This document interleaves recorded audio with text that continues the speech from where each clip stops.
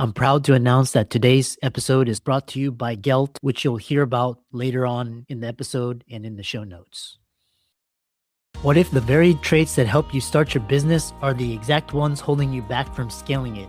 Most entrepreneurs never see it coming. In the beginning, confidence, willingness to take risks, ability to move fast without overthinking get you off the ground. You don't know what you don't know, that's your superpower. But then something changes. The business grows, complexity increases, suddenly the same instincts that once fueled your success start working against you. Growth slows. No matter how hard you push, you hit a ceiling. Today's conversation is about that moment because according to Konrad, the founder who's been in business for over 3 decades, most companies don't fail because the market is too competitive or the product isn't good enough. They fail because the founder never evolves. In this episode, we're breaking down the shift from starting to scaling, while your current skill set might be your biggest bottleneck. How to recognize when it's time to shift gears before your business stalls out completely. If you've ever felt stuck, overwhelmed, or like what used to work just isn't working anymore, this episode is going to change the way you think about growth. So let's get into it. Hey guys, welcome to another episode of the Financial Freedom Podcast. Like Conrad, the reluctant entrepreneur, we're going to be talking about his story. He founded Aqueous Technologies, equipment manufacturing. His podcast, we're going to talk about the skills required to start versus scale business, all of his lessons and journey along the way. Mike, welcome. Thanks, Chris. It's good to be here. Briefly introduce yourself and we'll dive into the questions. Mike Conrad started a business in the electronics industry, manufacturing equipment industry, 34 years ago. Despite my best efforts, I haven't managed to kill the business yet. It was quite a journey. What exactly does your company do? Who does it help serve? What is your client avatar? We build equipment that's used in the manufacturing of circuit assemblies, circuit boards. You're staring into a camera right now. That camera is filled with circuit assemblies. Our industry builds those. We are one cog in that wheel. We're part of the manufacturing process. To assemble a circuit board, it has to go through numerous processes. We're one of those processes. The equipment that we build is not absolutely required as part of the manufacturing process. It's a value-added process. Our equipment takes the customer's circuit assembly, makes it more reliable.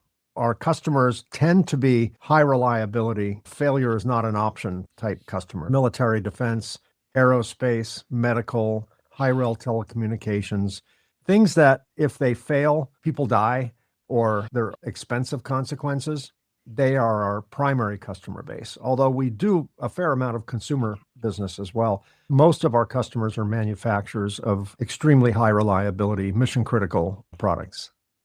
To continue the narrative, I found interesting with your background. You call yourself a reluctant entrepreneur. What is the story behind that title and how does it reflect your journey with Aqueous Technologies?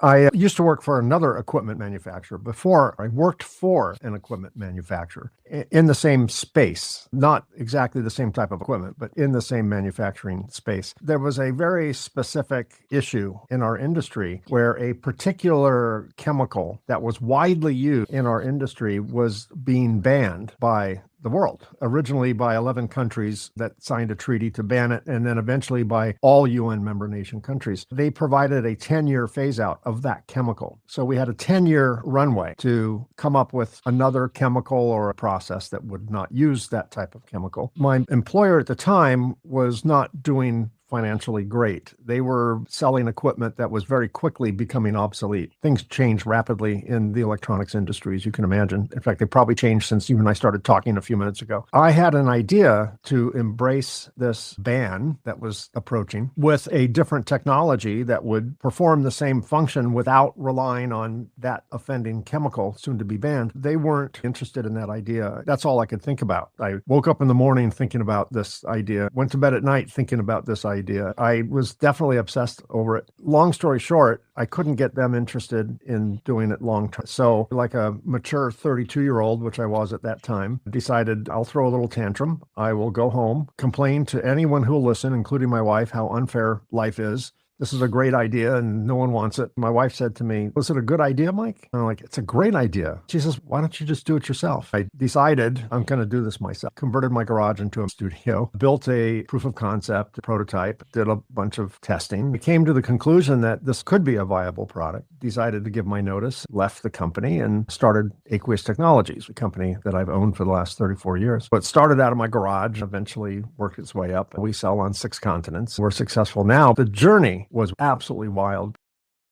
A quick question. Are you paying more in taxes than you should? Most high-earning physicians overpay by tens of thousands because their CPA only looks backwards, not forward. Gelt is different. Dedicated CPAs powered by AI that work year-round, not just at filing time. Tax strategy and proactive planning for practice owners, investors, and physicians with complex financial lives. Built specifically for professionals who want to keep more of what they earn. To find out more, check out jointgelt.com. That's jointgelt.com. Links are in the show notes below.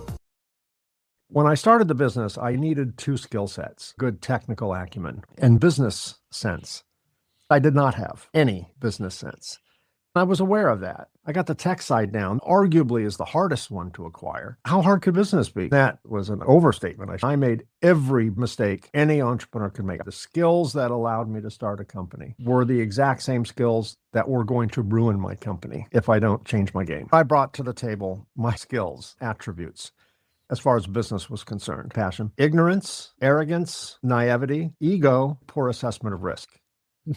U.S. Bureau of Labor Statistics, 80% fail by year 15. Horrible odds. I didn't know. I was ignorant. My ego told me these things I brought to the table were perfect ingredients to start my business. I don't recommend it, but that worked for me. The business started growing rapidly. What got us from A to B, my magic wand. Ego, my naivety, a China shop mentality, that's going to get me from B to C. One day, the rules changed. We're now at a different level, new rules. I needed to develop the appropriate skill set for that scale. You adapts. Have you ever driven a manual transmission car? If you're in first gear, the traits, the skills you have are first gear skill. You start your car when the light turns green. You go from 0 to 20 miles an hour pretty quickly. That's all you can do in first gear. You shift to second gear. That'll take you so far. You shift to third, fourth, fifth.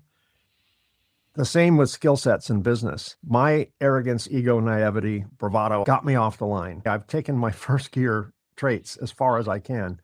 Time to shift new skill sets for second gear. At some point, the business needed more than my skills could provide. I had to learn for the next scale. A lot of businesses fail, not because business is risky, but because the founders fail to scale themselves. Their skill sets fall behind at the rate the business needs to be scaled. 80% of businesses fail because 100% of the founders make the same mistakes. They fail to shift to the appropriate skill set needed at that stage of business growth. In terms of marketing, you talk about over 3 decades in business, marketing has changed. You go from abandoning conventional marketing strategies for value-added marketing approaches, and expand on that idea for the audience. For years, we were outrageous, obnoxious advertisers. My business started 4 years before the internet was available. We got our start running print ads in magazines, if you can imagine those days. When the internet came, we started advertising digital banner ads online. Our ads were ferocious. They were pretty close, not quite verbatim, but pretty close to "we are the best, everyone else sucks." We would go to trade shows, get a booth, put magicians in the booth, video games, surfboards, and waterfalls. It was obnoxiously bad looking back. It was a lot of fun. Then certain skill sets stopped working. Our advertising stopped working. We stopped and replaced it with conscious marketing, education-based marketing.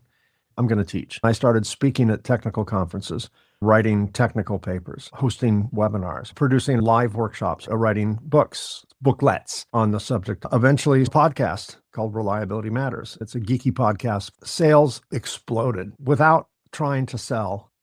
I discovered that the best way to sell is stop talking about our product. No one cares.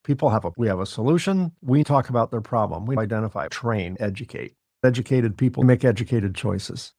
We believe our company is an educated choice. We have not turned back ever since. Looking back, what are some of the biggest risks you took early on? How did they shape the trajectory? How does failure factor into where you are today? I hate failure. I love failure. Both are true. Every stupid mistake I made was a learning experience, a change agent to something greater. I try not to fail. If I fail, it's not empty. There's more value in failure than success. You learn from failure. Success, you don't know if you're lucky or because you're skilled. When I fail, I know what caused that. I avoid that. I learn more from it. I enjoy success more than failure. I'm grateful for all my failures. In terms of fear, we make a lot of fear-based decisions when we were a much younger business. I don't criticize any founder making fear-based decisions. Business is scary. You got everything on the line. You've leveraged a lot of risk when you're an entrepreneur. I understand there's a lot of fear-based decisions. One thing we had to learn was to take fear off the table. What would we do if it wasn't scary? Then do this. That's the right decision. Once you know the right decision, even though it's scary, if you can commit that's the right decision, you manifest the solution to the fear. It works every time. Every fear-based decision I made to avoid what scared me made things worse, which is even scarier than had my original fear manifested itself. What a fantastic way to end the conversation. How can people connect with you and reach out to you? The two most common places are LinkedIn, Mike Konrad. My personal website, mikekonrad.com, has links to all the other playgrounds I play in. Thanks so much for coming on, and I really enjoyed talking with you. Same here. Thanks, Chris. I appreciate the invite. Good job. Let's zoom out. If you're a physician, founder, or high-income professional, and you feel like you're working harder every year, but not structurally freer, you're not alone. The mistake isn't effort, it's architecture. This show exists to help you convert expertise into scalable leverage, faster and with fewer expensive missteps. Here's the diagnostic I mentioned before. If your income requires your constant presence, if your capital isn't compounding outside your profession, if your highest value talent is doing low value tasks, you don't have a growth problem, you have a leverage design problem. And if you want to fix it with clarity instead of guesswork, I offer a limited number of one-on-one leverage strategy sessions each month. We audit your income model, capital deployment, authority positioning, and structural bottlenecks, and design your highest return move. If you're serious about compressing years into months, the link to apply is below.